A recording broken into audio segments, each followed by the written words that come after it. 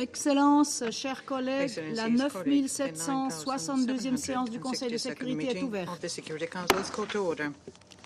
En entame, je voudrais rappeler que le Conseil de sécurité est un lieu de respect entre membres de cette organisation et vis-à-vis de ses représentantes et représentants, et je prie tous les intervenantes et intervenants d'observer les normes appropriées en matière de ton, de formulation et de contenu dans leurs remarques.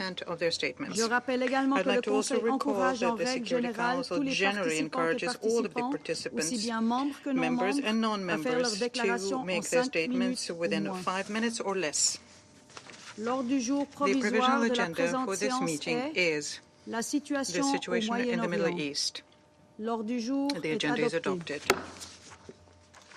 Conformément à l'article 37 du règlement intérieur provisoire du Conseil, j'invite les représentants de l'Irak, de la République arabe syrienne, de la République islamique d'Iran et d'Israël à participer à la présente séance.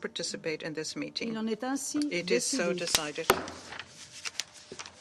Conformément à l'article 39 du règlement intérieur provisoire du Conseil, j'invite M. Khaled Kiari, sous-secrétaire général pour le Moyen-Orient, l'Asie et le Pacifique, au département des affaires politiques et de la consolidation de la paix et au département des opérations de paix, à participer à la présente séance. Il en est ainsi décidé. Le Conseil de sécurité va maintenant aborder l'examen du point 2 de l'ordre du jour.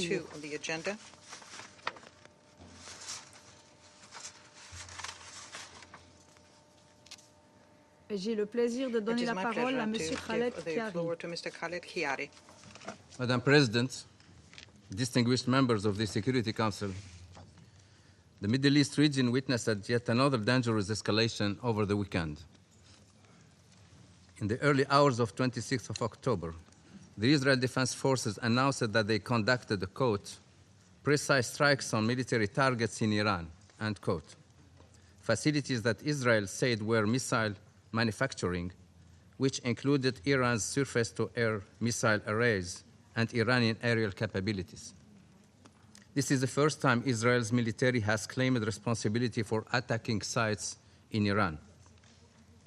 Israel said that the strikes were in response to Iran's attack against Israel on 1st of October.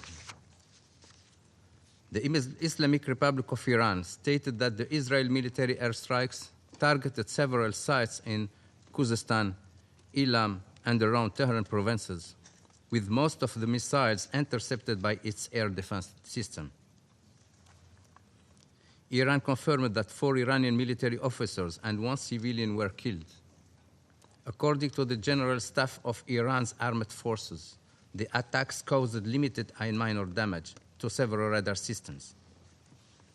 The latest exchange of attacks between Israel and Iran risks plunging the region into the unknown at a time when we urgently need de-escalation on all fronts.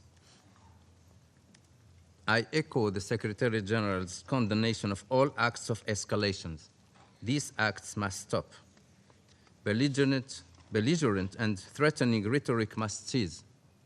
Both sides must stop testing the limits of each other's restraint and act in the interest of peace and stability for the region. Madam President, the past year has unleashed untold suffering for people across the Middle East. Tomorrow, this Council will receive a detailed briefing from Special Coordinator Tor Wennesland on the latest developments in Israel and the occupied Palestinian territory. Yesterday, the Secretary General expressed shock and despair regarding the unbearable conditions of Palestinian civilians trapped in North Gaza. The levels of death, injury, and destruction in the north are harrowing. Civilians are stuck under rubble. The sick and wounded are going without life-saving health care. Families lack food and shelter, amid reports of them being separated and many people detained. The postponement of the final phase of the polio vaccination campaign in northern Gaza is putting the lives of thousands of children at risk. Living conditions in North Gaza, especially in around Jabalia, Beit Lahia, and Beit Hanun, are becoming untenable. In Lebanon, hostilities between Hezbollah and the Israel Defense Forces continued through the weekend, including clashes on the ground in southern Lebanon. The Lebanese Ministry of Public Health reported 28 fatalities in southern Lebanon on 27 and 28 October, while 5 IDF reservists were reported killed on 26 October. Hezbollah issued a displacement notice to residents of northern Israel for the first time on 25th of October, while Israel continued airstrikes across areas of Lebanon, including the south, the Bekaa, and the southern suburbs of Beirut in recent days. I repeat the Secretary General's consistent calls for immediate ceasefires in Gaza and Lebanon, for the immediate and unconditional release of all hostages, and accountability for crimes under international law. I urge all parties to cease all military actions, to prevent an all-out regional war and return to the path of dialogue and diplomacy. Thank you, Madam. Je remercie M. Chiari de son exposé. Et je donne maintenant la parole aux membres du Conseil qui souhaitent faire une déclaration. Je passe la parole à mon collègue d'Algérie.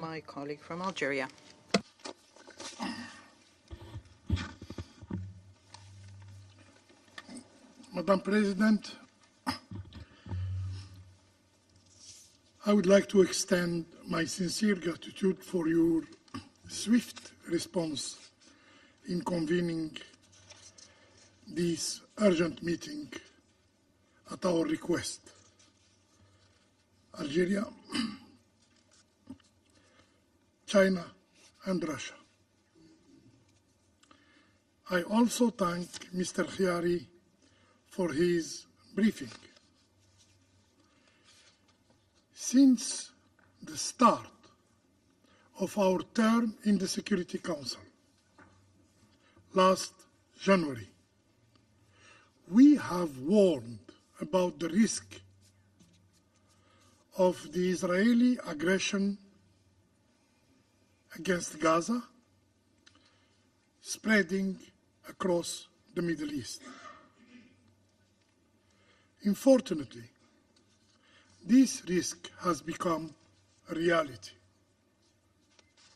Today, we face a regional conflict with serious and foreseeable global consequences. Despite this, some Council members are still reluctant to call this situation a threat to international peace and security. The Israeli attacks are an undeniable breach of international peace, and this Council must act to restore international peace and security. Madam President, Algeria condemns in the strongest terms the recent military attacks by the Israeli occupation forces perpetrated against the Islamic Republic of Iran. We stand in full solidarity with Iran, condemning these attacks as violation of its sovereignty and a clear violation of the UN Charter and international law. The international community has a duty to curb the Israeli occupation and stop its continued escalation, which has brought the Middle East into an endless cycle of instability.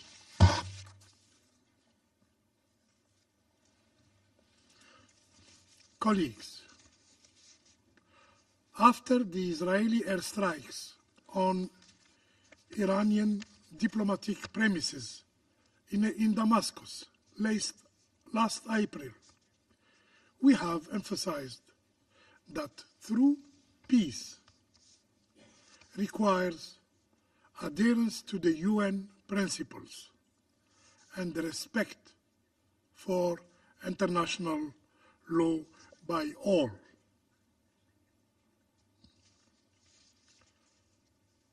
applying double standards to international laws weaken our global legal order, weaken the credibility of this very Council. Today, our message remains the same. International law must be respected with no exception. With no exception. No one is above the law. And the Israeli occupying power must be held accountable for its action. Madam President, the crises in the Middle East are interconnected and must be addressed together. Their root cause is very well known. It is the ongoing Israeli occupation of Arab lands. Recent events must not eclipse the central issue of aggression against the Palestinian people. In the short term, an immediate ceasefire in Gaza and Lebanon is essential to end the violence.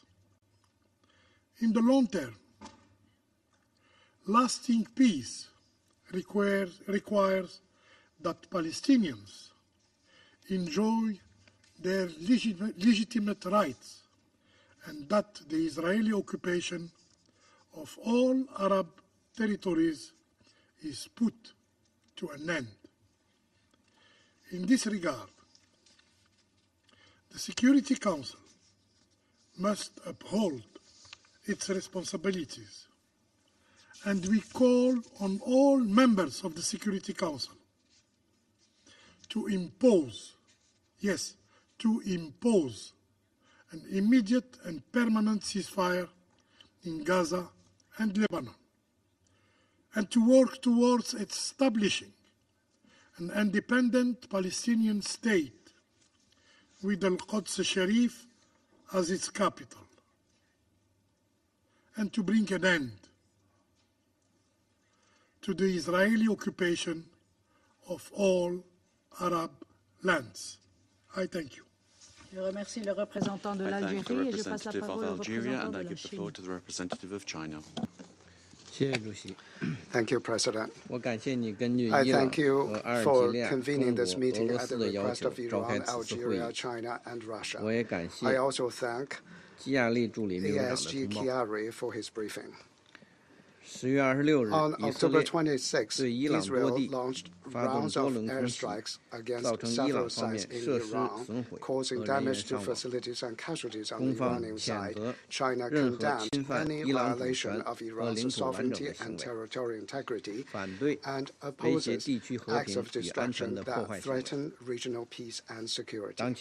At present, the Iran-Israel relations and the situation in the entire Middle East region are on the edge.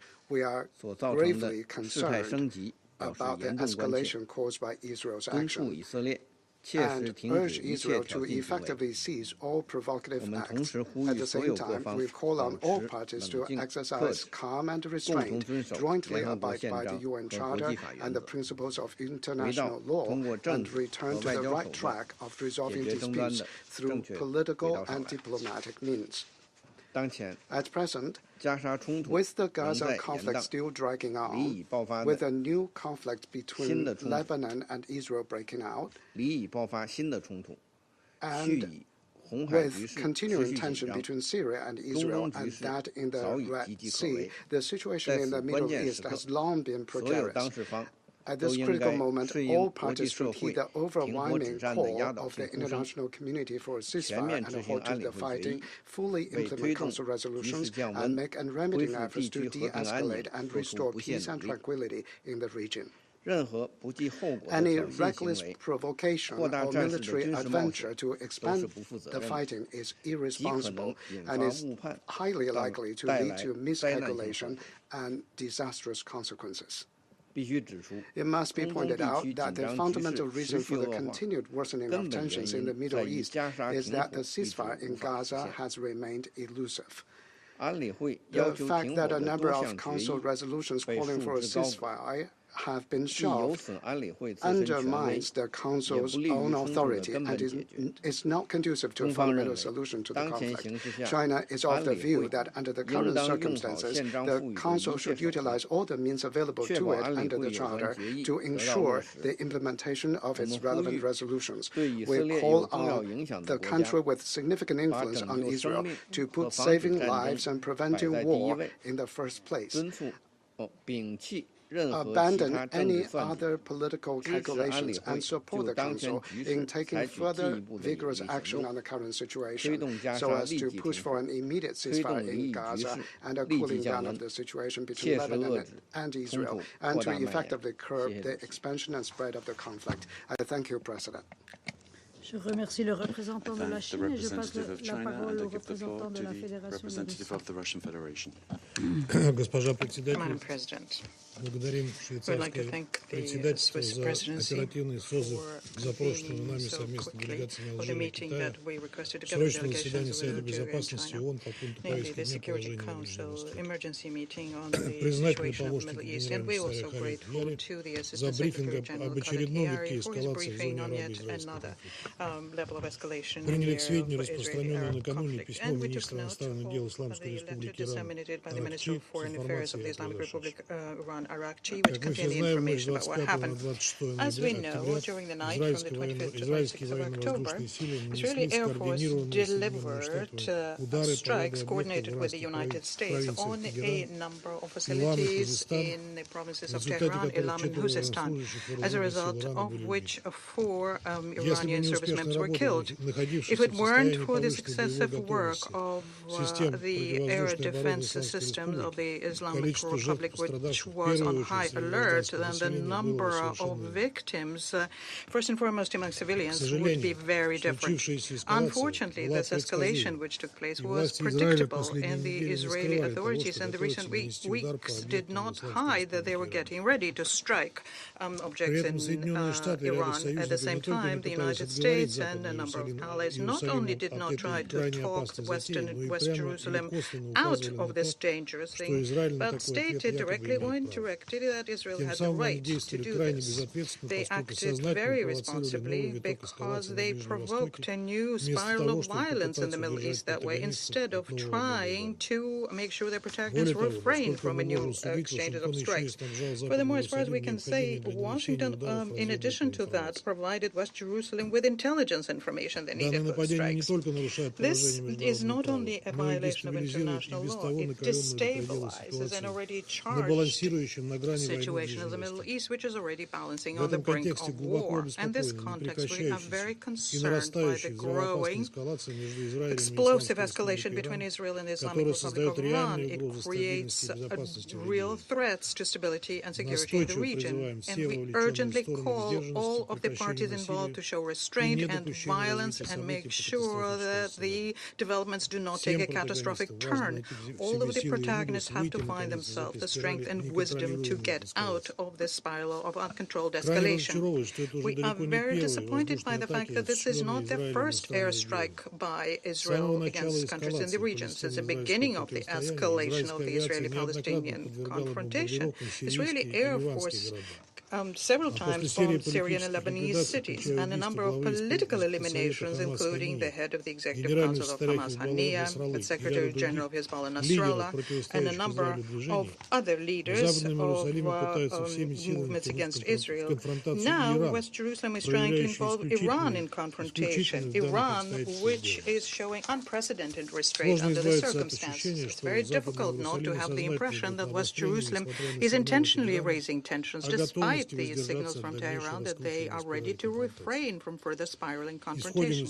It is our view that such aggressive actions on the part of Israel are aimed at further stoking the flames of war are unacceptable and need to stop. And we urge Israel to refrain from the practice of provocative military actions on the Middle East. This could lead to major consequences to the region itself, which is already destabilized because of the escalation of violence surrounding the Gaza Strip for over a year.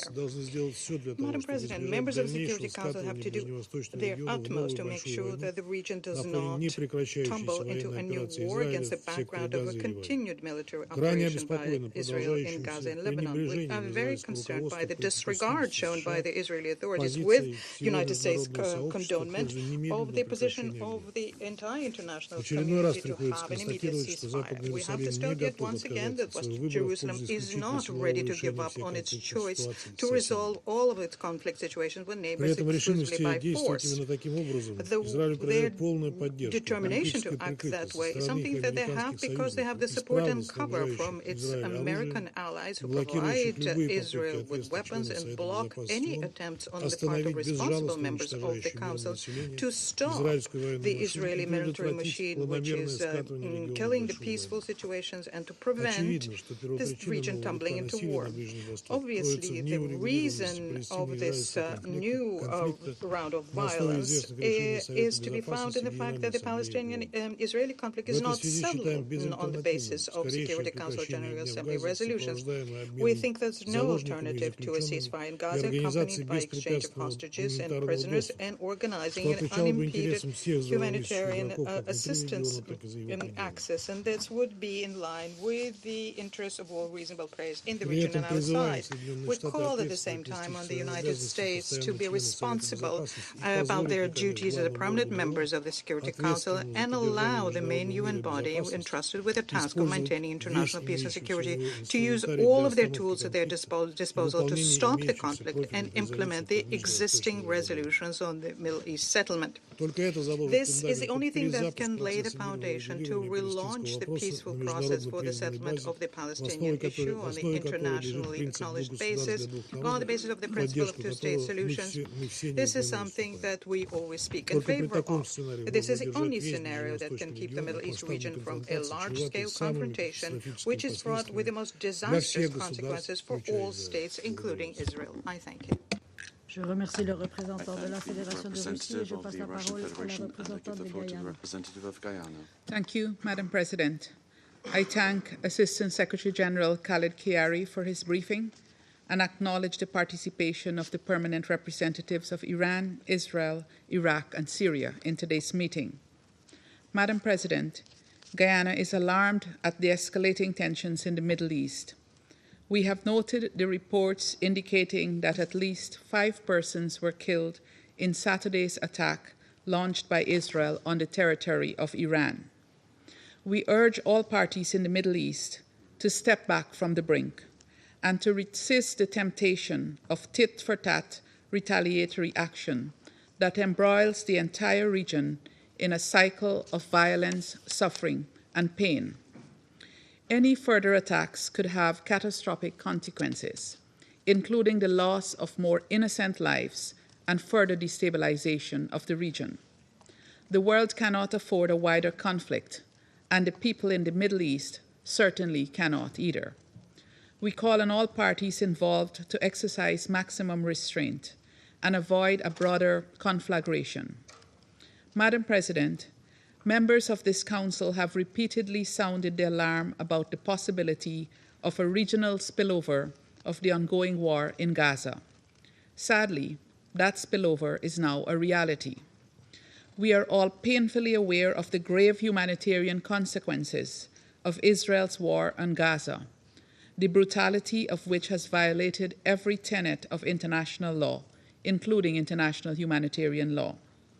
We must do everything to prevent further expansion of military conflict in the region and avoid even more suffering and destruction being brought upon the people of the region. Immediate and decisive action is needed now by this Council to prevent a further escalation. Madam President, Guyana reiterates its call for an immediate ceasefire in Gaza and for all parties to commit to dialogue and peace. We also call on both Israel and Iran to fully comply with their obligations under international law and relevant resolutions adopted by this Council. We further call on the two parties to uphold the principles of respect for sovereignty and territorial integrity, to adhere fully to international humanitarian law and the United Nations Charter, and to settle their differences peacefully. The consequences of the actions that are taken today will be felt for generations by the men, women, and children that are legally owed their protection. I thank you. Je remercie la représentante de I thank the Guyana. representative of Guyana, and I give the floor to the representative of the United States. Thank you, Madam President. Thank you, Assistant Secretary General Chiari, for your briefing. Colleagues, not even 4 weeks ago, on October 1st, Iran launched nearly 200 ballistic missiles at Israel, with many targeting the country's most populous city, Tel Aviv. This brazen attack had the potential to kill hundreds of civilians, and it very well could have, were it not for the United States military assistance defending Israel at President Biden's direction. In the hours following the barrage, the United States convened G7 leaders, including the leaders of several countries represented here on the Security Council. They agreed there must be serious consequences for Iran, and we have seen those consequences come to bear. The United States issued new sanctions against Iran's oil sector, including the so-called Ghost Fleet, which carries illicit oil products around the world. The United Kingdom and Australia issued new and sweeping sanctions against Iran's missile program. And the European Union, for the first time, sanctioned Iran's civilian airliners, including Iran Air.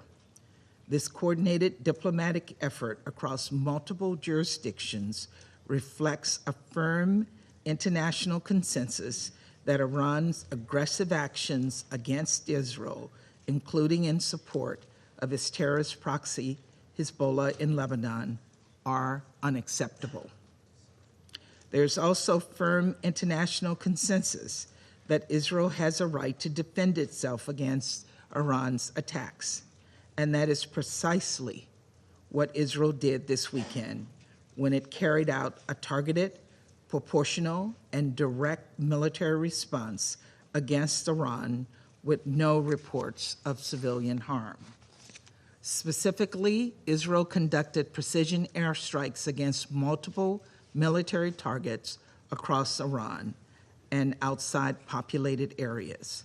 The United States did not participate in this military operation. Rather, we encouraged the government of Israel to shape the operation as it did. Again, a targeted, proportional, and direct response to degrade Iran's ability to threaten its neighbors, deter further attacks, and reduce the risk of further escalation. Today, the United States' message for Israel remains clear. We will always help secure its people and territory from Iran and its terrorist proxies and partners. Our message for Iran remains clear as well. Should it choose to undertake further aggressive acts against Israel or U.S. personnel in the region, there will be severe consequences. We will not hesitate to act in self-defense. Let there be no confusion. The United States does not want to see further escalation. We believe this should be the end of the direct exchange of fire between Israel and Iran. Indeed, Israel has made clear to the world that its response is now complete. And so we again call on Iran to stop its attacks against Israel and rein in its terrorist proxies. And we call on all members of the Security Council with influence to press Iran to stop pouring gasoline on the fire of regional conflict and instead contribute to de-escalation. Know that the United States will continue to do our part to support a diplomatic path in the region, to help bring about an immediate ceasefire with release of hostages, ending the fighting in Gaza, and facilitating the urgent delivery of much-needed humanitarian relief to Palestinian civilians, and to lead an effort to secure through diplomacy the end to the war in Lebanon with an agreement that allows civilians on both sides of the blue line to safely return to their homes. Colleagues, Iran requested this meeting today. Its representative seeks to gaslight and deflect, to claim the role of victim while continuing to sow chaos across the region. And because Russia is increasingly reliant on Iranian weapons to sustain its illegal, unprovoked war of aggression against Ukraine, Iran believes this council will have no choice but to look the other way. That we will not penalize it for flouting the UN Charter and myriad Security Council resolutions.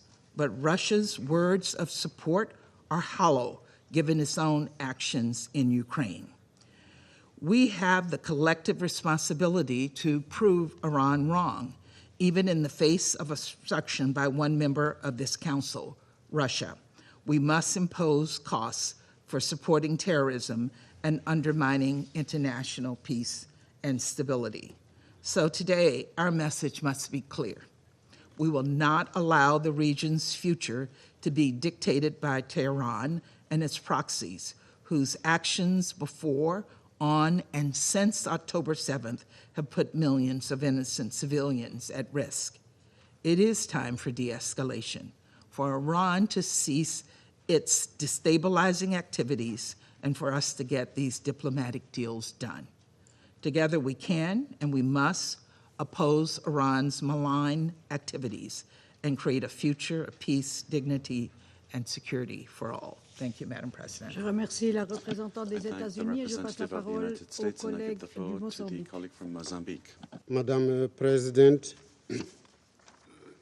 we are grateful to Mr. Khaled Kiari, Assistant Secretary General for the Middle East, Asia and Pacific, for his important briefing. We welcome the participation in this meeting of the Islamic Republic of Iran, Israel, Iraq, and the Syrian Arab Republic. Madam President, the conflict between Iran and Israel has been a matter of grave concern to the international community as a whole.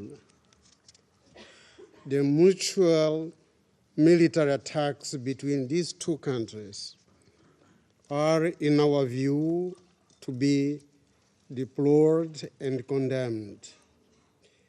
They defy international law in general and the Charter of the United Nations in particular. We are conscious of the fact that under Article 51, the Charter recognizes the right of all states to self-defense. But the ongoing armed attacks are dangerous in nature and appear to be outside the scope of the Charter.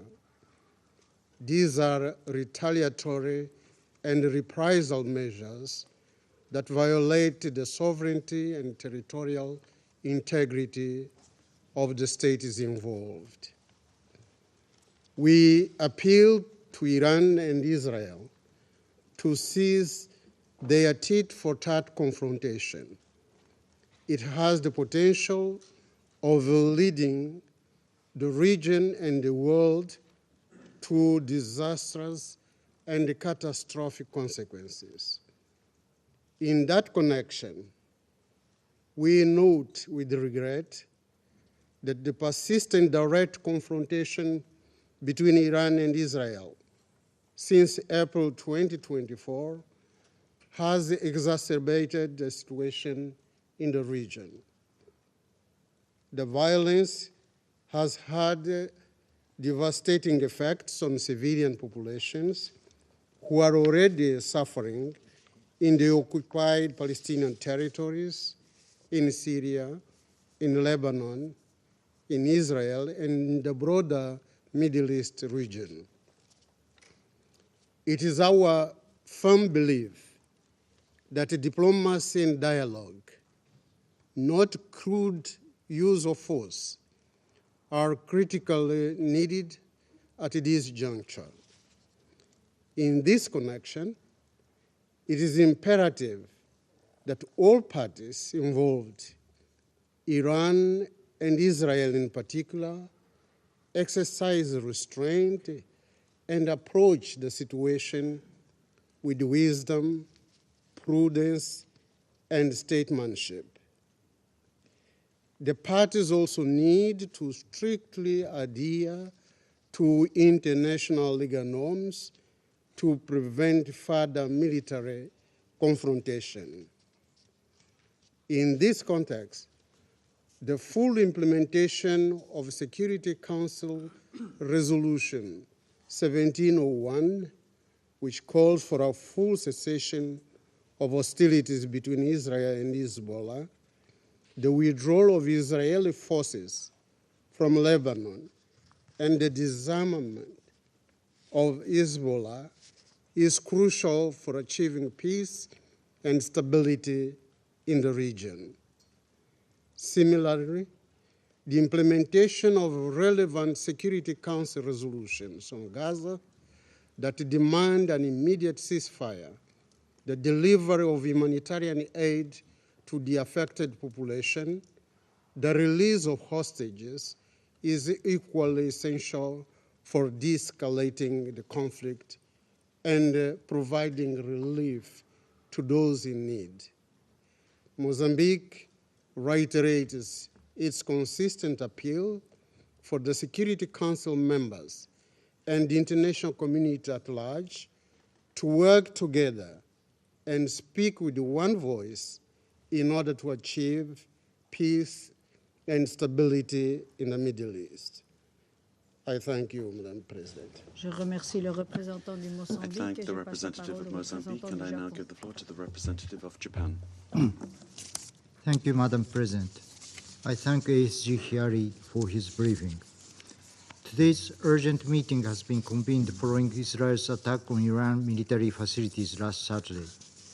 This event is the latest in a series of acts which constitute a dangerous spiral of violence between the two countries. Japan is deeply concerned about the exchanges of attacks among regional actors, including the latest incident, and strongly condemns any action that escalates the already volatile situation. In this regard, it is important to note that the IDF has confirmed that they have concluded their response to Iran's attack against Israel. Also, Iran has announced that it succeeded in its defense and that the damage caused by the Israeli airstrikes was limited. This must be the end of the vicious cycle of retaliations. Any further escalation would bring devastating consequences.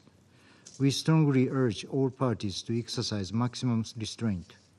As a country that maintains a long-standing relationship with both Israel and Iran, Japan remains steadfast in our commitment to make all necessary diplomatic efforts to prevent a further deterioration of the situation. Madam President, conflict is spreading across the entire Middle East, from Israel to Iran, as well as Iraq and Syria and Lebanon and Yemen. The key is Gaza. An immediate ceasefire in Gaza and the release of hostages will alleviate the suffering of both Palestinians and Israelis. It will also help restore peace and stability in the inflamed region. Japan is encouraged to hear the renewed diplomatic push by the US, Egypt, and Qatar to resume talks between Israel and Hamas. The recent exchanges between Israel and Iran should not hinder this important development, which could pave the way to lasting peace in Gaza and the region as a whole. We urge parties concerned to show political will and end the agony in Gaza without any further delay. There is no time to lose, and the time is now. I thank you, Madam President. Je remercie le représentant du Japon. I thank Et the je passe la parole representative au of Japan, and représentant I de give la the Sierra floor Leone. to the representative of Sierra Leone. Madam President, today the Security Council has been convened in response to the urgent request from the Islamic Republic of Iran regarding the recent escalations marked by retaliatory attacks between them and the State of Israel. Let me thank Mr. Khalid Kiari, Assistant Secretary General for Middle East, Asia and the Pacific, for his briefing. Sierra Leone takes note of the identical letter from Iran dated 26 October 2024 and previous identical letters from Iran on attacks attributed to Israel and from Israel on attacks attributed to Iran and Iran-reported proxies. Sierra Leone remains deeply concerned about this incident, bearing in mind the overall situation in the Middle East, which already poses a serious threat to regional stability and international peace and security. We reiterate that these tit-for-tat attacks, which have been going on since April this year, serve no greater purpose than to increase tensions in the region and escalation of the conflict to a wilder regional conflagration. Madam President, both member states have invoked the right to self-defense in their letters to this Council. Yet it is important to outline what we are faced with by carefully examining how the claims of self-defense align with international law and the principles that govern the use of force. The fundamental tenet of international law, as enshrined in the UN Charter, is the prohibition on the use of force, except in cases where the Security Council mandates it under the Collective Security Scheme, or in self-defense against an armed attack, as outlined in Article 51 of the UN Charter. This article creates a narrow exception within the broader collective security framework aimed at preserving global peace and stability. The recent actions, however, by both Iran and Israel raise serious concerns regarding compliance with this principle. Israel's military attacks, characterized by strikes on Iranian targets, and Iran's retaliatory measures cannot be justified under the narrow confines of self-defense. Both member states of the UN have engaged in actions that escalate tensions rather than contribute to a de-escalation of hostilities. The right to self-defense is not an open-ended justification for military action. It must be proportional and necessary. The ongoing cycle of attacks and counterattacks demonstrate a troubling disregard for these essential principles, undermining the collective security scheme that the Security Council is mandated to uphold. Sierra Leone, in condemning the retaliatory attacks, is deeply concerned that the hostilities jeopardize not only regional stability, but also the broader framework of international peace. It is imperative that both parties refrain from further escalation and engage in dialogue to address their grievances. We urge this Security Council to reaffirm its commitment to the prohibition on the use of force and to call for an immediate cessation of all retaliatory attacks and hostilities. The Council and states with sufficient influence must take decisive action to facilitate diplomatic dialogue aimed at resolving the underlying issues and preventing further violence. So let me conclude, Madam President, by reiterating Sierra Leone's call on the parties to respect international law and prioritize peace over confrontation.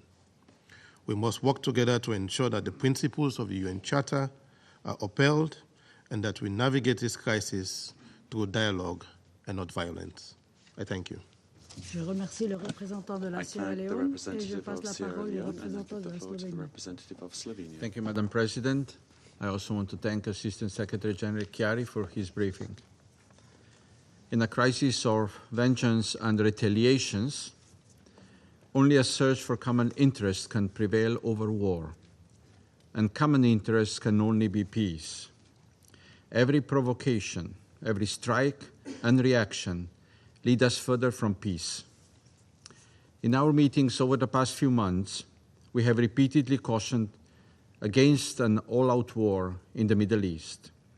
We have repeatedly said we are on the brink, yet repeatedly we wake up to new developments that push us further in this spiral towards the abyss. Slovenia condemns Israel's attacks on Iran, as it has condemned the Iranian attacks on Israel. The continuing escalation in the Middle East is becoming dangerously volatile and can only lead to destruction and can plunge the region into the unknown, to use the words of Mr. Chiari. We call for full respect of the principle of territorial integrity of all states in the region. We repeat our call for restraint from all parties involved. We plead to countries with influence on countries and actors in the region to exert that influence. Every single actor contributing to the escalation has a responsibility in this cycle of violence. So let me be clear, further retaliation and escalation of conflict will not lead us to peace. We are convinced, and we were demonstrated, that many actors in the region possess capabilities to inflict painful and significant losses to the other side. There cannot be a military winner in this conflict. It is only civilian population across the region who will be its biggest victims. We underline our call for an all-out regional ceasefire. We are appalled by the situations in Lebanon and Gaza, in particular in North Gaza. As the Secretary General warned, the widespread devastation and deprivation resulting from Israel's military operations are making the conditions of life untenable for the Palestinian population there. A ceasefire is urgent to achieve lasting peace, protect civilians, and calm the region. We urge all parties to engage in diplomatic efforts in good faith and with a view of their speedy conclusion. Suffering of civilians across the region cannot be secondary to individual interests of different actors. Colleagues, against all odds, our search for common interest of peace should not be an impossible challenge. Humanitarian situation in the region since the start of the war in Gaza is continuing to deteriorate. In our own cycle of meetings, we should not forget what we are here to do. The recent celebration of United Nations Day should serve as another reminder of our resolve to save succeeding generations from the scourge of war. Thank you. Je remercie le représentant de la Slovénie. I thank the representative of Slovenia. I give the floor to the representative of France. Madame la Présidente, Madam President, I would like to thank Mr. Chiari for his briefing. Des frappes ont été menées par Israël le 26 octobre sur des installations militaires en Iran. Elles ont été conduites en réponse aux tirs de missiles iraniens contre Israël le 1er octobre. Il est impératif que les acteurs concernés s'abstiennent de toute escalade et action susceptible d'aggraver encore le contexte d'extrême tension qui prévaut dans cette région. Il est plus que temps d'œuvrer à une désescalade avec l'aide de la communauté internationale. C'est la responsabilité de ce Conseil. C'est dans cet objectif que la France travaille à l'obtention d'un cessez-le-feu le long de la ligne bleue et à la pleine mise en œuvre de la résolution 1701. Toute autre solution ne ferait que renforcer l'instabilité actuelle. La souveraineté The sovereignty and territorial integrity of Lebanon must be respected. Israel knows from experience that military successes do not necessarily mean that it has victory in Lebanon. In parallel, France is very much attached to the security of Israel. Hezbollah must put an end to its attacks. The war must not allow those that want instability to win the day, neither in Lebanon nor in other parts of the region. In Gaza, à la libération de tous les otages all of the hostages must be finally released, and there must be an immediate and permanent ceasefire. That is the only solution to put an end to the humanitarian disaster. Resolution 2735 provides a basis for attaining this goal. lance un nouvel appel and France au launches plein a new respect du appeal droit for full international respect of humanitaire. international Le humanitarian risque law. d'un engrenage de la The violence risk of a est aujourd'hui spiraling of réel. violence today is Il est dans real. l'intérêt de It personne. is in no one's interest. Les conséquences sur les The populations, consequences for the l'économie people, the et la economy, and stabilité de the long-terme de la région stability et au-delà of the region and seraient beyond would incalculables. be incalculable. C'est pour cette raison que la France appelle This is why aujourd'hui France toutes les today parties calls upon all the à la plus parties grande retenue to et exercise qu'elle the est greatest activement engagée avec ses restraint partenaires and régionaux et to internationaux actively pour œuvrer à engage with établir la paix partners et regional la and stabilité international dans to la work région. towards Je vous remercie. establishing peace and stability in the region. I thank you. I thank the representative of France, and I give the floor to the representative of Ecuador. Gracias, Presidenta, y Thank you, agradezco al Madam subsecretario President, Chiari and I'd por like la to información que ha thank proporcionado.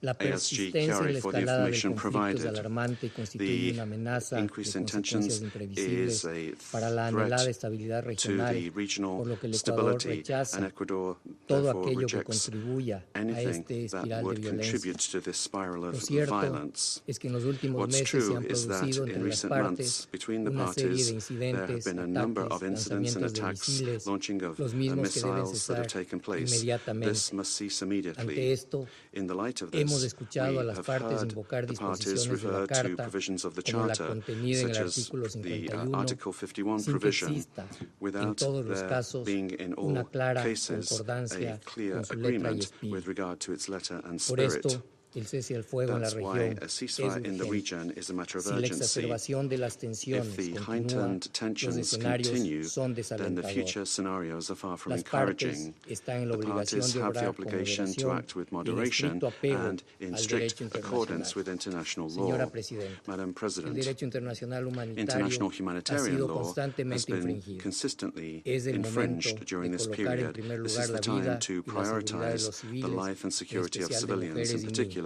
women and children. El Ecuador adhiere Ecuador al clamor joins in the de la outcry comunidad of the internacional international community para la for desescalada a de tensión, de-escalation of para tensions, reducir las for a reduction amenazas in the y para threats, ofrecer and soluciones a la crítica for the provision situación of de la solutions to the población critical civil situation que facing the vive en civilian condiciones population extremas living de in inseguridad extreme y conditions angustia. of insecurity Termino and con una anguish. I exhortación a las conclude by partes calling a upon the ejercer parties to la máxima show contención maximum restraint y a obrar and to en concordancia con el work principio according de to the buena fe. principle of good Nos faith. unimos al And llamado we del echo the secretario call general of Guterres Secretary y de General la mayor Guterres parte de la comunidad and the majority of the international internacional por community aunar todos los that esfuerzos all diplomáticos y diplomatic and políticos political para que las efforts acciones should be summoned militares, to ensure that incluyendo military en actions, Gaza including y en in el Gaza Líbano, and se in Lebanon, detengan.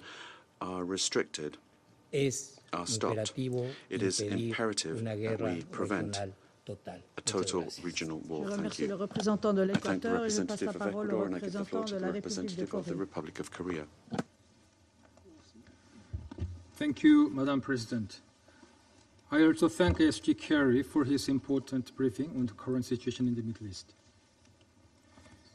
The Republic of Korea is, once again, gravely concerned over the perilous situation in the Middle East, including the attacks by Israel against Iran last Saturday.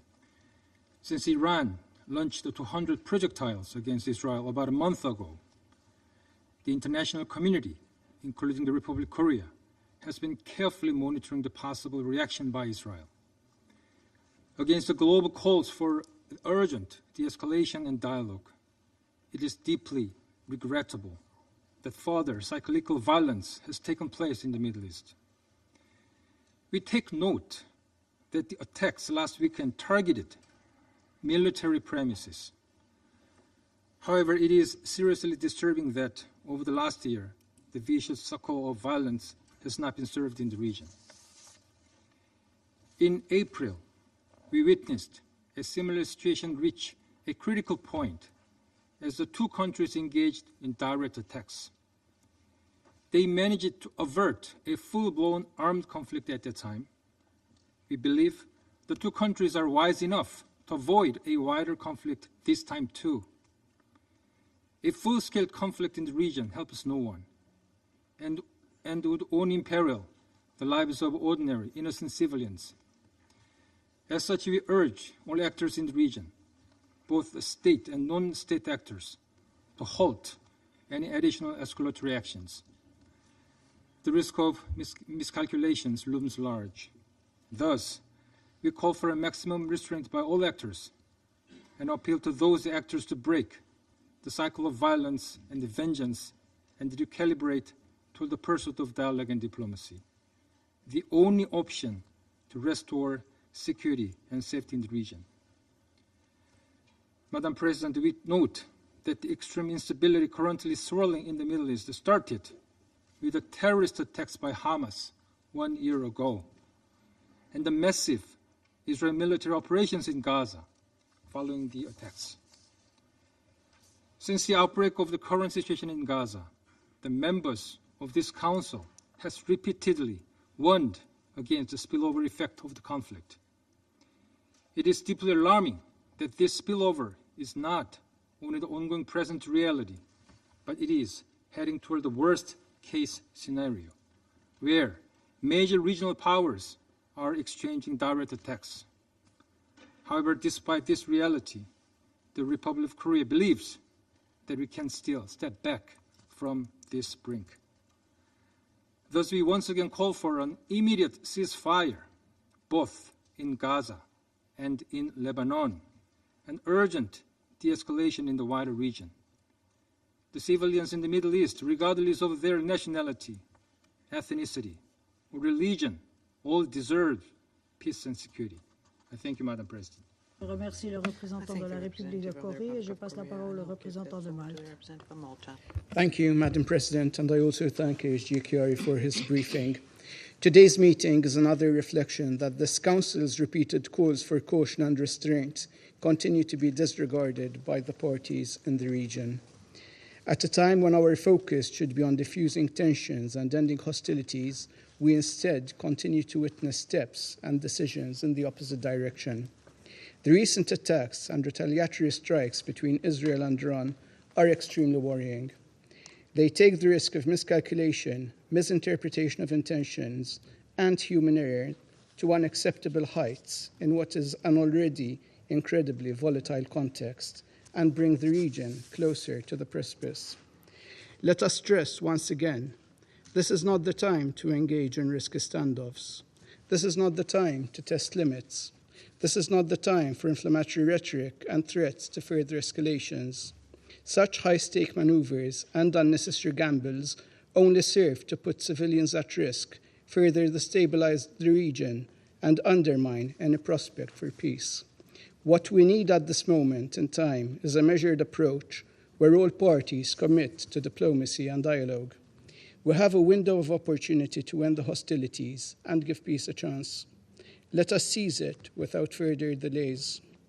We also call on all countries in the region and those with influence over the parties to facilitate and encourage de-escalation towards a peaceful solution. Madam President, as we speak, civilians in Gaza, the West Bank, and Lebanon continue to bear the brunt of the consequences of armed conflict.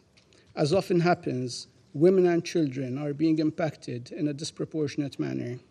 Likewise, we cannot forget about the plight of those being held hostage by Hamas, and we once again call for their immediate and unconditional release.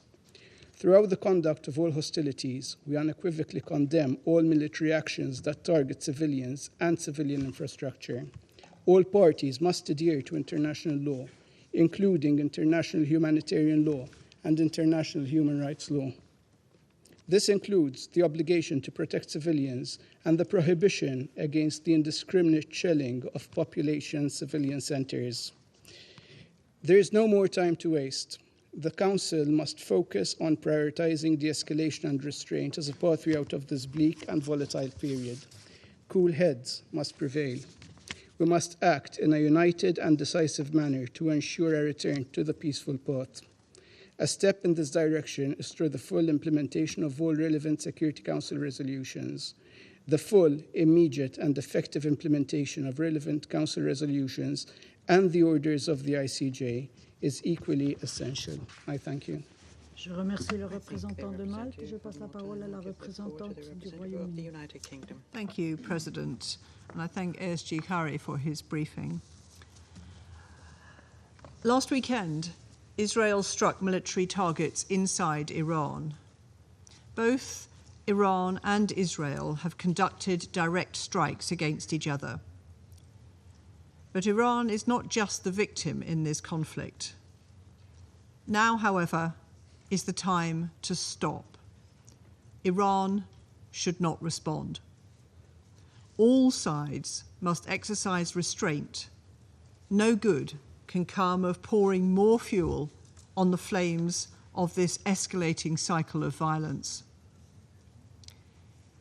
Iran's escalatory attack against Israel earlier this month was the latest in a long history of destabilizing Iranian activity in the region, including through the political, financial, and military support for militias, Hezbollah, and Hamas.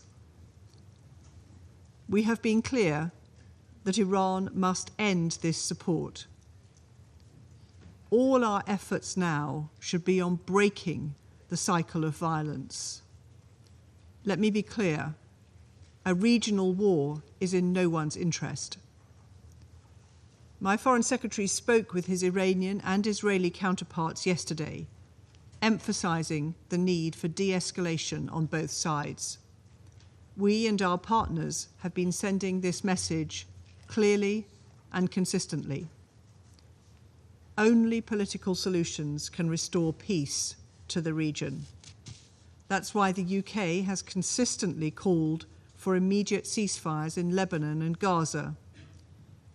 In Lebanon, a political solution consistent with Resolution 1701 is the only way to secure a stable future for those on both sides of the Blue Line. Similarly, in Gaza, we need an immediate ceasefire and the release of the hostages still cruelly detained by Hamas. The death and destruction is intolerable, and we urge both Israel and Hamas to agree to a ceasefire. As my Foreign Secretary said today, the humanitarian situation in Gaza, particularly in the north, is catastrophic and completely unacceptable. The UK condemns the Israeli government's restrictions on aid access. They must enable more aid to enter now.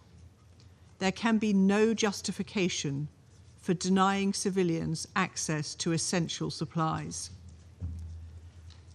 We're also gravely concerned by Israeli Knesset legislation voted on today, which seeks to curtail UNRWA's ability to operate. Israel must abide by its obligations and ensure UNRWA can continue to provide essential services to those suffering in Gaza and the West Bank. Now is the time for all sides to exercise restraint, to immediately de-escalate, and to promote long-term peace and security in the Middle East through dialogue and diplomacy. Thank you.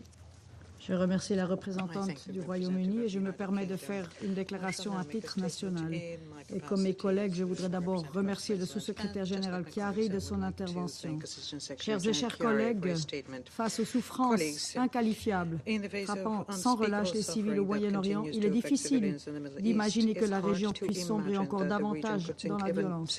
Et pourtant, nous vivons des développements extrêmement dangereux ces derniers jours, au sujet desquels la Suisse exprime sa about which Switzerland expresses its gravest Une guerre concern. régionale A ne regional mènera à war will aucune issue not favorable lead et to a mettra en favorable danger outcome and d'innombrables will vies civiles. endanger countless Il est donc civilian lives. It impératif is que tous therefore les acteurs imperative dans la that région all cessent actors in the region immédiatement les immediately hostilités cease pour hostilities permettre une to désescalade. allow for Ce de-escalation, Conseil doit and this également assumer Council must pleinement son also rôle. fully assume its role. La Suisse condamne Switzerland l'escalade condemns dangereuse de la the violence au dangerous Moyen-Orient, escalation dans of laquelle violence in the Middle s'inscrivent East, les frappes of aériennes which d'Israël en Israel's Iran, dans airstrikes la nuit on de Iran vendredi à from Friday samedi, night into tout comme les Saturday tirs de morning, missiles balistiques par as l'Iran well as sur le Iran's territoire firing of israélien en ballistic début de ce missiles mois. into Israel La earlier this Suisse month appelle apart. toutes les parties Switzerland à calls on agir all dans les parties to limites act imposées within par the le droit limits international, imposed by y international compris law, la Charte including des the Nations United Unies. Nations Charter. La souveraineté The et sovereignty l'intégrité and territorial territoriale de tous les integrity pays of dans la all région countries in the doivent region être must be respectées. respected. Je rappelle à ce titre que les actes de représailles armées sont prohibés par le droit international. Les frappes aériennes d'Israël sur une grande partie du Liban, l'opération terrestre au Liban, les opérations dans la bande de Gaza et en particulier actuellement dans le nord, les attaques continues du Hamas et du Hezbollah, ainsi que les offensives menées par les Houthis et d'autres groupes armés dans la région doivent cesser. Les civils en payent le plus lourd tribut. Les victimes civiles se comptent en dizaines de milliers, dont d'innombrables enfants. Plusieurs millions sont déplacés en raison des hostilités. Toutes ces attaques doivent immédiatement cesser. Le droit international humanitaire doit impérativement être respecté par toutes les parties en toutes circonstances et indépendamment de toute réciprocité ou de la question de la licéité du recours à la force. Cela comprend le strict respect des principes relatifs à la conduite des hostilités, tels que la distinction entre civils et combattants, la proportionnalité et la précaution. La Suisse condamne toutes les violations du droit international, y compris du droit international humanitaire et des droits humains. La volonté du Conseil de sécurité nous semble claire. L'escalade de la violence doit cesser et toutes ces résolutions doivent être mises en œuvre. Cela concerne notamment les résolutions exigeant un cessez-le-feu à Gaza, la libération immédiate et inconditionnelle des otages, ainsi que l'acheminement rapide, sûr et sans entrave de l'aide humanitaire. Cela vaut également pour celles sur la sécurité maritime en mer Rouge. Au Liban, un cessez-le-feu immédiat est nécessaire, de même qu'un réengagement et une mise en œuvre intégrale de la résolution 1701 par toutes les parties. Face à l'engrenage d'une guerre régionale que nous devons impérativement empêcher, le dialogue est la voie à suivre. La Suisse soutient tous les efforts en vue de trouver des solutions diplomatiques pouvant mener à un arrêt immédiat des violences dans toute la région. Toutes les parties et ceux qui ont une influence sur elles doivent maintenant faire preuve d'un maximum de retenue. Les armes doivent se taire immédiatement et dans tous les pays de la région. Il est urgent de mettre un terme aux souffrances des populations civiles et de rétablir le dialogue en vue de pacifier la région.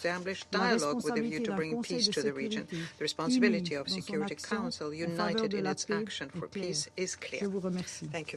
Et je reprends mes fonctions de présidente du Conseil et je donne à présent la parole au représentant de la République islamique d'Iran. Thank you. In the name of God, the compassionate and merciful, Madam President, first allow me to extend our gratitude to you for convening this crucial meeting in response to our request. We sincerely thank our colleagues from Algeria, China, and Russia for their steadfast support in calling for this meeting. We extend our gratitude to those members who have condemned Israeli aggression and expressed their sympathy and solidarity with the people and government of Iran. We have carefully considered the views expressed by ASG Mr. Khaled Khiari. Madam President, distinguished member of the Council, this meeting is both timely and necessary to address Israeli act of aggression against the sovereignty and territorial integrity of the Islamic Republic of Iran, an egregious and severe violation of international law and the United Nations Charter. As outlined in the letter from our foreign ministers to the President of the Council and the Secretary General, the criminal regime of Israel has flagrantly violated international law and the UN Charter by committing a deliberate act of aggression against sovereignty and territorial integrity of Iran. In the early hours of Saturday, 26 October, Israeli military aircraft launched long-range air-launched missile from approximately 100 kilometers outside Iran border, using airspace provided by U.S. military forces stationed in Iraq. These missiles targeted several Iran's border defense radar in the provinces of Elam, Khuzestan, and Tehran, and military sites as well. Iran's air defenses acted promptly, intercepting most of the missiles and thereby preventing substantial damage. Yet, tragically, 4 Iranian military officers aligned with the civilians were martyred while heroically defending their homeland. At the same time as Israeli aggression, 10 Iranian police officers were tragically martyred by Jaish al-Adl a foreign-backed terrorist group in Sistan and Balochistan province. Madam President, Israeli aggression against Iran is obvious and does not occur in isolation. This aggressive attack is part of a broader, sustained pattern of aggression and unchecked impunity with which Israel continues to destabilize the entire region, most notably through its ongoing aggression, ethnic cleansing, and war crimes against the Palestinian and Lebanese people. We condemn Israeli aggression in the strongest possible terms. Israel's hostile actions are a blatant and dangerous breach of international law and the UN Charter, particularly the principle of sovereignty and territorial integrity and prohibition on threats or the use of force against the sovereignty of states. These principles are not merely abstract ideals, they are foundational pillars upon which the international peace and stability rely. Regrettably, unwavering and unconditional support provided by the United States to Israel, coupled with its obstruction of the Security Council mandate as a permanent member, has emboldened Israel to persist in its crimes and aggression in Gaza and Lebanon, and now against Iran, gravely undermining regional peace and security. Madam President, distinguished member of the Council, the UN Charter obligates the Council to determine any threat to the peace, breach of the peace, or act of aggression, and to take decisive measures to restore international peace and security. Under Chapter 7, the Council has the authority and the duty to respond robustly to the threats to global peace and act of aggression. This responsibility requires more than words or recommendation. It demands firm and resolute action. Israeli persistent and systematic violation of international law, its aggression against Iran, and its ongoing crime in Palestine and Lebanon, as well as in Syria and Yemen, pose direct threats to international peace and security, and it demands unequivocal condemnation and decisive action from the Council. Ignoring these violations are actively undermining the Council's credibility and commitment to uphold the core principles of the UN Charter. Madam President, despite Israeli flagrant violation today, we again witnessed the glaring double standard exhibited by certain members of the Security Council, including the United States. These states have failed to condemn Israeli illegal action that stand in direct violation of the UN Charter and international law. Instead, they justify Israel violation and atrocities, calling them self-defense. Whether these acts occur against Iran or against the people of Palestine and Lebanon, who are suffering under Israeli systematic violence and oppressions, their selective invocation of international law undermines the value of the United Nations as a whole. Adding to this audacity, these countries shamelessly ask Iran to restrain itself and ignore its rights to self-defense. This demand starkly contrasts with their earlier refusal to call on Israel to refrain from its aggression against Iran for the sake of regional peace and security. Their double standards are clear to the international community. Their supposed concerns for peace and stability are empty words when, for over a year, they have given Israel full political, financial, logistical, and weaponry support, enabling its continued atrocities, genocidal acts, and war crimes on Palestine, and now on the people of Lebanon. Madam President, the international community cannot and must not remain silent in the face of such violation. The price of this silence is evident in Palestine and Lebanon, where Israel's impunity perpetuates a vicious cycle of violence and instability across the region. We call upon the Council to condemn Israeli actions unequivocally and to hold it accountable for its systematic and recurrent violations of the international law. as well as for what is truly is a calculated and sustained campaign of aggression and atrocious crime that not only destabilize the region but also seriously threatening global security. The people of Iran, Palestine, and Lebanon are indeed the entire international community look to this council to uphold justice, safeguard the principle of the United Nations, and ensure that the rule of law prevails. We call on all nations, especially those in our region, to recognize their individual and collective responsibilities in safeguarding regional peace and stability. We extend our gratitude to the peace-loving countries, both in the region and beyond, that have condemned Israeli aggression, understanding the gravity of these actions and the threats they pose to all.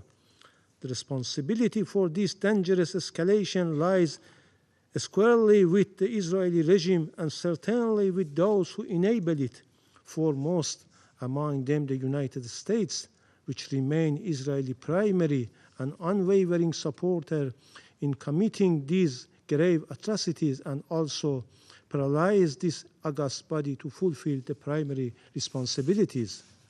The United States' involvement in Israeli aggression through its provision of technical expertise and advanced military system to Israel has further instigated and emboldened Israel to conduct its aggressive attack against Iran. Therefore, the U.S. government is complicit in Israeli aggression and will bear its consequences. Furthermore, the United States has already been complicit in the ongoing war crimes and genocidal campaign targeting civilian and civilian infrastructure both in Gaza and Lebanon. The vast majority of bombs Israeli drops on Gaza and Lebanon are US-made.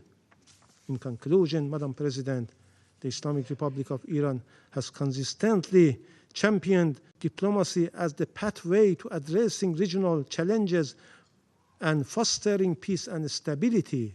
However, as a sovereign state, the Islamic Republic of Iran reserves its inherent right to respond at the time of its choosing to this act of aggression, a right clearly affirmed under Article 51 of the UN Charter. Our response will be lawful and fully compliant with international law. I thank you. Je remercie le représentant de la République islamique d'Iran et je passe la parole au représentant d'Israël. Thank you, Madam President. Over the past year, Israel has made many promises to the 101 hostages still held by Hamas terrorists, as well as their families and loved ones. We swore that we will do all that we can to bring you home.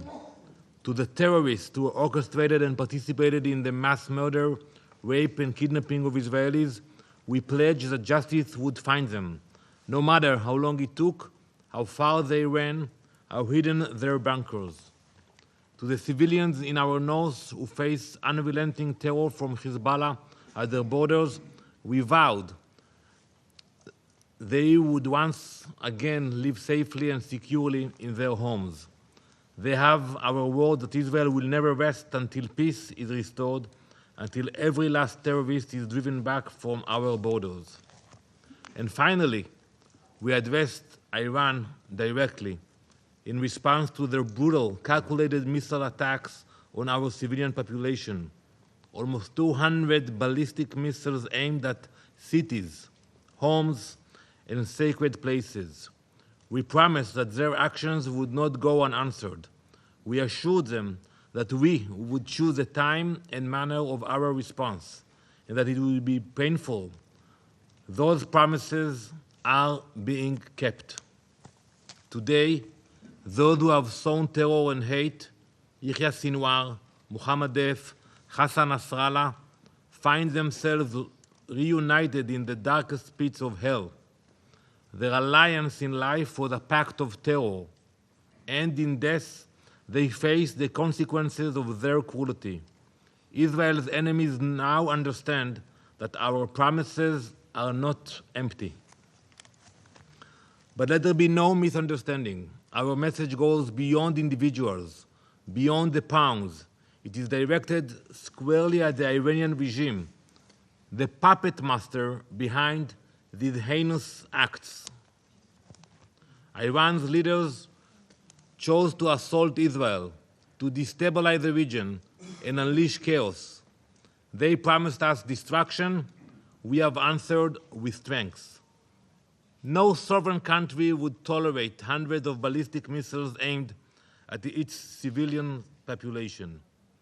No responsible government would allow its people to remain under constant threat. On Friday night, Israel acted as any nation would to defend its citizens, secure its borders, and neutralize an immediate threat. The Israel Defense Forces executed precise, targeted strikes on Iranian military assets deep within Iran's territory. We struck missile manufacturing facilities responsible for creating the very weapons that were launched against our civilians. Every aspect of this mission was crafted to remove the immediate threat, while minimizing any harm to civilians. The contrast of the manner in which we executed our operation with Iran's missile attack could not be starker.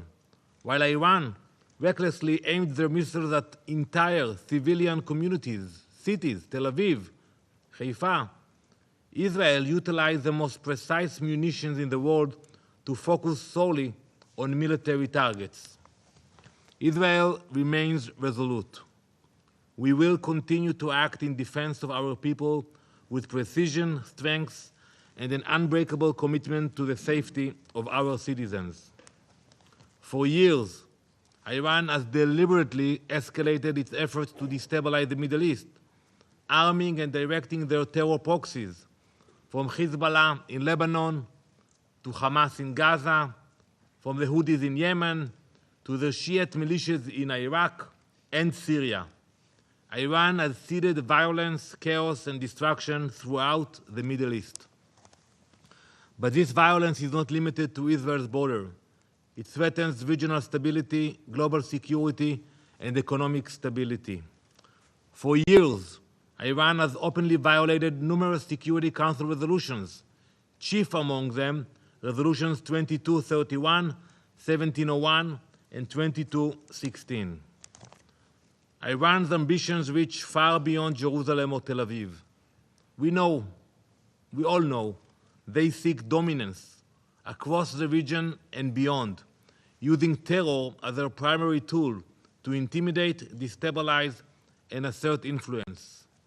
The weapons they fund and distribute, the terrorists they arm and train, and the chaos they deliberately ignite do not respect borders or politics. Today, it is us, it is Israel in their crosshairs. But tomorrow, it could be any of the nations represented here. Don't be mistaken. Many of my Muslim colleagues know it very well, that today they are targeting our capital. Tomorrow, it can be your capital. Every country within range of their proxies is at risk, and their terror network is global. Two massive missile attacks, first in April, then again in October, each unleashed hundreds of ballistic missiles aimed directly at Israeli civilians. And yet, in the face of the Iranian regime's flagrant acts of aggression, this council has failed to find its moral voice. The usual course calling for de-escalation is not only weak, but profoundly misguided. Iran's regime has been emboldened by each muted response, each call for restraint, each failure to impose real consequences on the Ayatollah. This hypocrisy is not lost on Israel, nor on the people we protect. For months, we have warned this body of the threat Iran poses, not just to Israel, but to the broader international community. We have provided evidence, pleaded for decisive action, and faced a wall of silence. Does this council not see the gravity of Iran's ambitions? We heard the words diplomacy, negotiations. Can't you see what they really want? How can you equate Israel's defensive measures with Iran's unprovoked assaults on our people? This is not just morally bankrupt. It is a grotesque distortion of reality. The failure to hold Iran accountable is an endorsement of their tactics. This Council's silence in the face of Iran's aggression sends a message to Tehran that its actions will go unchecked, that it may continue down this path without consequence. Israel does not seek war. Our mission, our commitment is peace. But peace cannot be achieved under the shadow of missiles and the threat of eradication. Our response was measured and proportionate. We took every precaution to focus our operations on military targets, ensuring minimal collateral impact. Israel's commitment to restraint stands in stark contrast to the wholesale violence of Iran's attacks. Our actions reflect our responsibility not only to our citizens, but to the entire region. Every missile we destroy, every weapon store we dismantle, every terrorist we eliminate is a step towards the stability that every nation represented in this hall claims to desire. To Iran's leaders, take this as a warning. Israel has shown restraint, but from Iran, you will see only strength. Any further aggression will be met with consequences that are swift and decisive. For every missile you launch, for every terror cell you sponsor, there will be reckoning. Seize your reckless pursuit of dominance through violence and terror. Israel has acted to protect its people and its sovereignty, and we will not hesitate to do so again. And to the members of this Council, we call on you to act. Enough empty words. Enough statements of concern. The Iranian regime must face real consequences for its actions. We demand immediate and crippling sanctions targeting Iran's military and economic infrastructure. Designate the Islamic Revolutionary Guard Corps as a terrorist organization it is. Isolate Iran diplomatically, but most importantly, take the necessary measures to prevent a lunatic regime from attaining nuclear capabilities. Imagine who will sit here in a few years if, God forbid, they will have nuclear capabilities. The world cannot afford to ignore the threat Iran poses. This is no longer a matter of words, it is a matter of action. Israel's promises are more than words. They are our unbreakable covenant with those we protect and a warning to those who seek our harm. We have acted on these promises, and we will continue to do so. To our enemies and to our friends alike, understand this. When Israel vows to defend its people, those promises will be kept, no matter the cost. Thank you, Madam President. Je remercie le représentant d'Israël et je passe la parole au représentant de l'Irak. Thank you, Madam President. I would like to thank the delegation of Switzerland for their efforts and for responding to hold this meeting. We would also like to thank the delegations of Algeria, Russia, and China for requesting to hold this meeting. We also thank Mr. Khaled Kiari, the Assistant Secretary General, for his briefing. Madam President, providing a political cover to the Israeli occupation authorities, invoking legitimate reasons that contravene the provisions of international law and UN Charter, and the inability of the Security Council to take decisive steps to put an end to the attacks and violations made by the Israeli occupation forces, all these emboldened Israel to move forward in launching attacks, perpetrating crimes, and enjoying full impunity. This aggressive approach started in the occupied Palestinian territory, and it has expanded to include Lebanon and Syria, and the latest of which is the act of aggression against the Islamic Republic of Iran.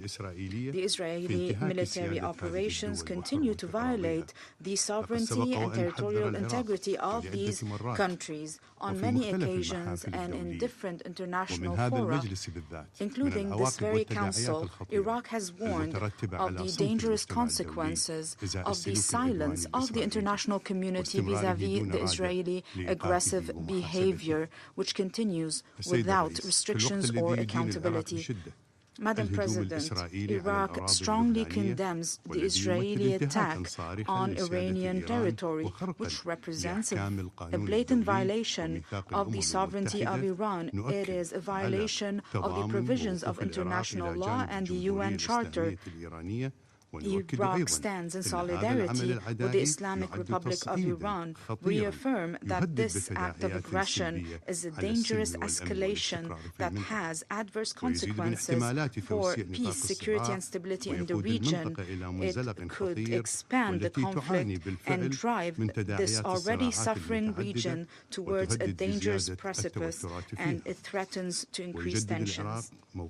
Iraq renews its firm and principled position for a ceasefire in Gaza and Lebanon. We will continue to work at the regional and international level to support stability in the region. Madam President, Iraq strongly condemns the blatant violation of the Israeli occupation authorities when their warplanes violated Iraq's airspace and sovereignty, when they used Iraq airspace to launch an act of aggression on the Islamic Republic of Iran on the 26th of October. The government of Iraq reaffirms that we will continue to mobilize at the UN and international level to confront these violations. The Iraqi government remains committed to the sovereignty, independence, and territorial integrity of Iraq.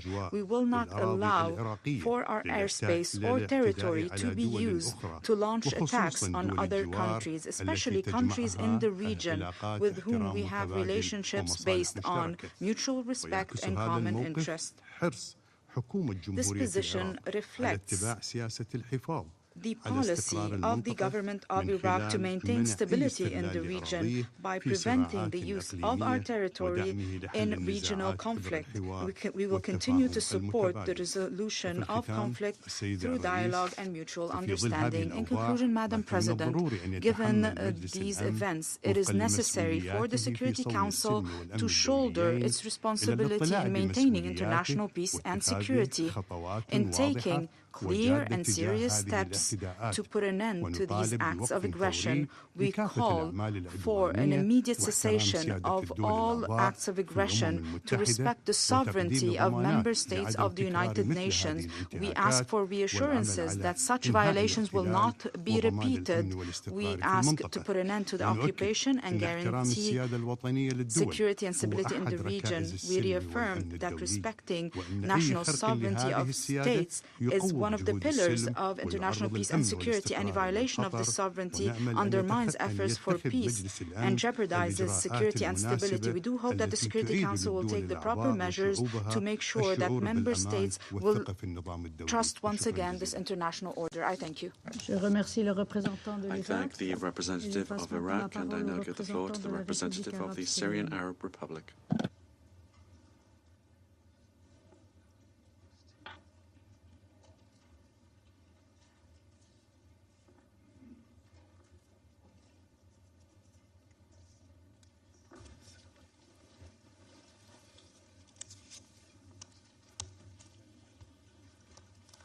Thank you, Madam President. السيدة الرئيسة في إطار سعيه المحموم لإشعال المنطقة والزج بها في أتون حرب واسعة النطاق